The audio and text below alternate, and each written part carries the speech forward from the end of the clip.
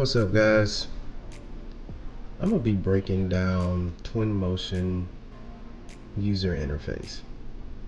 One of the main advantages of Twinmotion is the simplicity of the user interface, which makes it easy to navigate and learn for all new users. Twinmotion breaks its user interface down in 6 different parts: the top bar, the header, the viewport, the panels, the docs, and the footer. So number 1, your top bar contains your menu bar, and it displays Twinmotion version and file name. It provides a link to open Twinmotion in full screen mode. So the menu bar is here to your top left. You have your file, edit, and help. We're not gonna do a deep dive into all the options here, but in file, this is kind of where you start your new scene, open your new scene, open any recent scenes that you've been working on, and this is where you can save your scene as well. You can do import, you can import or export your scenes, and you can sign in to Epic Games from here. Edit is where you can undo, redo, copy, paste, and change your preferences for your computer. And then you got help. So this is a very cool thing I think that Twinmotion has done, which they included into the user interface, is being able to have access to the website, YouTube channels, shortcuts about Twinmotion, just to kind of help you if you have any questions. You have an easy way to be able to get a hold to hopefully be able to get some of your questions answered without reaching out to their tech support. So I think that was a really cool thing to do. Also, so this kind of shows you the version of Twinmotion up here. You got Twinmotion 2023.2. That's the version of Twinmotion we're currently working in. And then full screen mode expands Twinmotion window so that it fills your entire computer screen, giving you a larger workspace. So if you click on this guy here, that expands your whole workspace. So now you don't see any of the panels or the docs or the footer. You just see the viewport, which I like using this option if I'm about to do a animation or I want to get a clearer look at my image. So that sums up your top bar features. So second on the list, we have the header. The header is located right here. And in the header, it contains a shortcut to the home panel, which is here, top left. And then also we have access to the shortcut toolbar. So this is your toolbar here. And in the toolbar, you can enable or disable your path tracer right here. And then you have access to a variety of tools to manipulate assets in the viewport, such as your material picker is here, and your translate tool if you want to move anything, as far as move any objects. And then if you were to expand your toolbar by clicking there, as you can see, it opens up to more features in your toolbar, which you can rotate your objects, you can scale your objects from small, medium to large, and you can also move with collision. You know, this may be useful if you're trying to show an example of a small construction project and you kind of want to show how those objects collide. Also, you can do gravity, enables and disables the gravity tool. And then you have the toggle local world access, which you can switch between local and world coordinate systems. And then you have your pivot edit, which resets or centers the pivot point of an object. And also here, you can pick this guy and you can actually expand your workspace. So this is pretty cool. So if you're trying to do an animation of some sort, and you just want the panels to go away. You don't want to see the dock. You don't want to see the footer. You don't want to see the header. This kind of expands your view on your viewport, and it really helps me out a lot if I want to do any type of animation or walkthrough or fly through. So that's part of the header tools. So third, we have our viewport, which is right here in the middle of our screen. The viewport is the area where the 3D scene you import or open appears. By default, the viewport contains a starting ground, starting landscape, and a starting base. It also contains a navigational panel right here at the top, and it provides a link for Twinmotion and Presenter. So next we have number 4, the panels. The user interface contains several panels located on the right side and the left side of the viewport. So you got your right side here, and then you got your left side. The library panel gives you access to a large collection of 3D assets you can add to your scenes. These include Twinmotion native assets that are already integrated into Twinmotion. And then you also have your mega scans, which is here. And Megascans has 3D assets, 3D plants, surfaces, and decals. And then you also have your Sketchfab assets, which, I mean, they got a slew of different options of assets you can use, as well as recently added, you got Adobe Substance. So they got their own materials as well. And the next panel is your statistics panel. So your stats panel kind of shows your frames per second, your GPU RAM, and it helps monitors your machine's performance.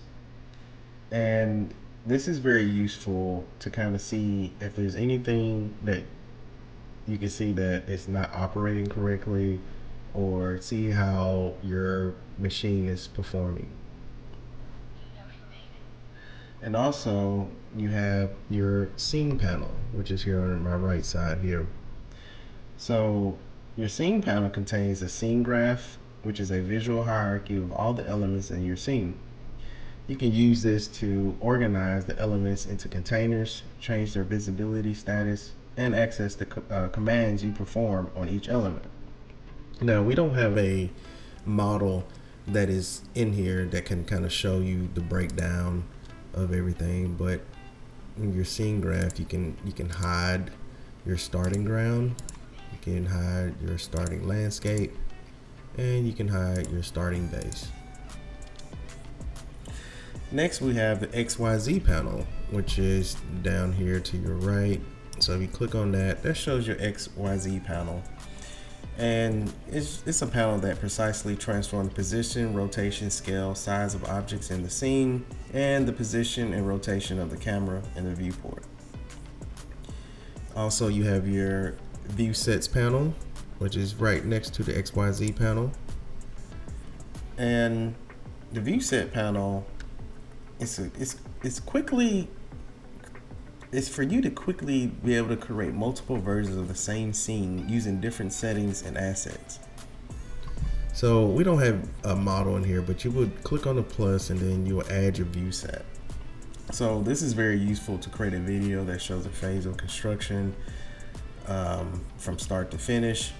And this is something that will be very useful to you. Also, we have the properties panel. So see if we can get to the properties panel. We're gonna we'll click on our image here. So this is your properties panel. The property panel is pretty much where it shows you a variety of all your other panels depending on what you're currently doing in Twinmotion. I mean, edit materials, edit your objects, replace objects in a scene, This one is the panel that you will use a fair amount. And then you have your ambiance panel. So your ambiance panel is where you get your environment. You can fine tune the global lighting, the weather, geographical location, HDR environment, background, you name it. So we click on that. That kind of shows you a little bit of some of the things that you can do to kind of change your global lighting. Details, sun intensity, sun size, sun reflection, moon intensity, star intensity. I mean, you can do anything in these options here. Exposure, weather, location, HDR environment, horizon, ocean. And next you got your camera.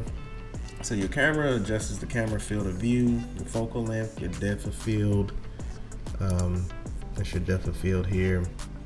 You can enable that. Camera effects, vignetting, lens flare, lens dirt, sharpness, align your camera. And also you got your render.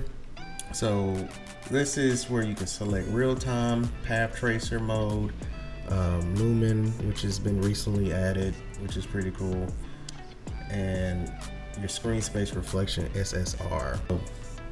Now, and also you got FX. So FX is the FX effects helps you adjust the contrast and saturation, and being able to add color gradient, or here's your options of color gradients here. I got several different options that you could add.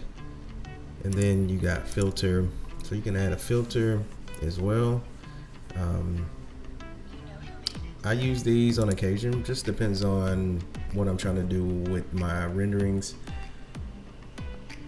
And you got clay rendering, which you can turn that on. As you can see, my clay rendering is all white. You can change the color of that clay rendering if you choose. You want to make it blue. So that's very useful if you're trying to kind of just get an idea of, without any color, just kind of get an idea of what your model would look like. And you can use this effect whatever you're trying to accomplish for your project itself. So you also have your Populate panel. Your Populate panel is located down here at the footer. So we click Populate, and you can find kind of like 3 different sections. Like the foliage, you can paint and scatter the vegetation. So we're gonna do something quick here just to kind of give you an example. Landscapes, we'll drag that, drop it to the scene, go back to Populate. So in the foliage, you can paint and scatter the vegetation. So let's just say we want to scatter.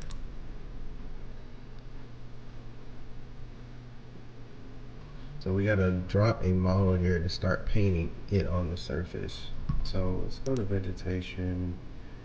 Let's go to bushes for an example. Let's drag this over here to scatter.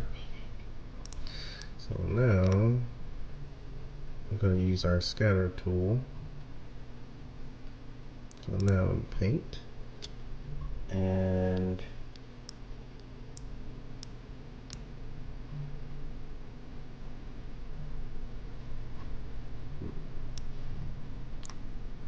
see, and there you go. So now when we kind of just, now it's working. There you go. You see how that works? So they gives you to scatter kind of any type of vegetation that you select, and it's just a quick way to kind of fill up your space. And you can also create paths, you can create animated characters, bicycle, vehicles, custom paths, and you can do urban, where you can search and download areas on a map and add context to your scene as well. You also have your export panel. and it's located in the footer as well. So we can go to export. So we already have our image, and this is just a quick example, guys, of kind of how these tools work, where to find the tools. So I'm not displaying the actual model, but this kind of gives you the basics of how to navigate through the user interface. So with your export panel, and we want to have our image, and this is where you can export your images, your videos, your panoramas, presentations locally onto your computer or to the Twinmotion cloud. And you will just go to image. So we go to plus, then we select on our image, and you can select if it's real-time, lumen, or path tracer. And right now we don't have lumen on or path tracer, so it will be considered real-time. And you just hover back over here. You can select the format from PNG, JPEG, EXR, and you can do on refinement, motion blur. Refinement, you can do it low, quality, medium, high, 3D mode if you're trying to do some type of virtual reality. Then you have like your videos and panorama options and presentation in the cloud here, and then after that you just go to start export, and you can save it onto your desktop, and then it automatically exports that image. And it doesn't take long depending on the level of quality you're trying to export that image, whether it's a path tracer image, lumen, and you got a very high quality, or if you're doing an animation or a video. And I've seen animations take up to 16-20 hours. It just depends on the level of complexity in the animation. So we also have our import docs. So our import docs is located at the bottom of the footer, and you click this plus sign, and this is where you create your DataSmith direct links and import 3D geometry, landscapes, and your point cloud files. This is typically where you will import your FBX file here. Also, we have our material docs, which is also located at the bottom of the footer, is where all your materials, this is where you create and manage all your materials in your 3D scene. And then we have our media doc. Our media doc is where you create and manage your images, your videos, your panoramas, your presentations, and also your phasing groups. All right, and finally, the footer. The footer is, of course, at the way bottom, and the footer contains your shortcuts to show or hide your panels and docs in your user interface. And guys, that wraps up all your components that are a part of the main areas of Twinmotion user interface.